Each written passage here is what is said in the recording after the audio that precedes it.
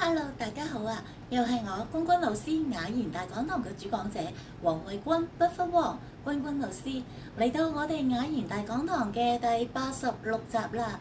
今日我哋講咩啊？今日講嘅就係關於功名利祿。係啊，冇錯。其實大家大半生都應該喺度拼搏名啦、利啦、錢啦，係咪啊？各種嘅嘢啦，或者係美色財富啦，喺各方面嘅嘢。好啦，咁我就想問下你哋會覺得呢啲嘢你係咪真係可以永世擁有嘅呢？真嘅。我哋嚟到呢個世界上都係赤條條咁嚟嘅，走嘅時候點啊？都係赤條條咁走。咁你係咪必須要令到自己為呢一啲咁嘅財富、利祿、功名啊，或者係美色財富啊、美食啊，或者係各方面嘅嘢，去勞碌自己大半生，令到自己真真正正冇好好享受過你嘅心靈裡面嘅快樂同幸福呢？其實人呢，就真係需要一個心靈上嘅快樂嘅，而唔係同人哋去比拼財富，或者比拼名啦、利啦，或者係你擁有嘅美女或者美男啦，唔係咁樣嘅。因為其實精神上嘅富足先至能夠令到你個人處於開心嘅狀態。科學家都有講啦，你嘅多巴胺分泌咧，其實要快樂先有嘅。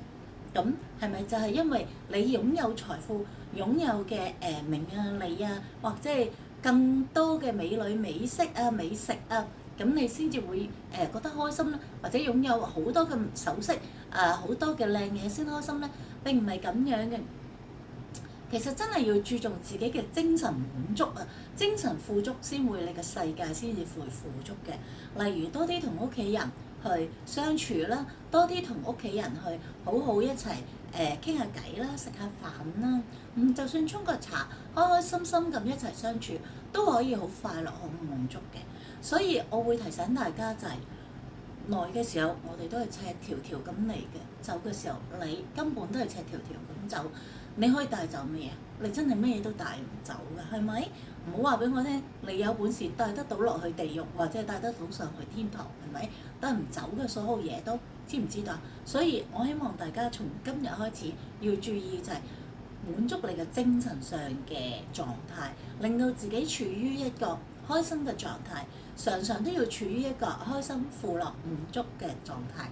係啦，冇錯，要自己開心先至能夠有足夠嘅多巴胺分泌喺你嘅身體，令到你自己精神飽滿，個人都健康啲、開心啲。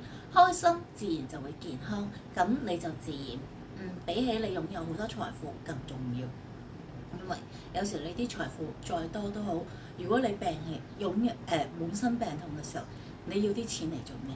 你送晒俾醫生係咪？知唔知道？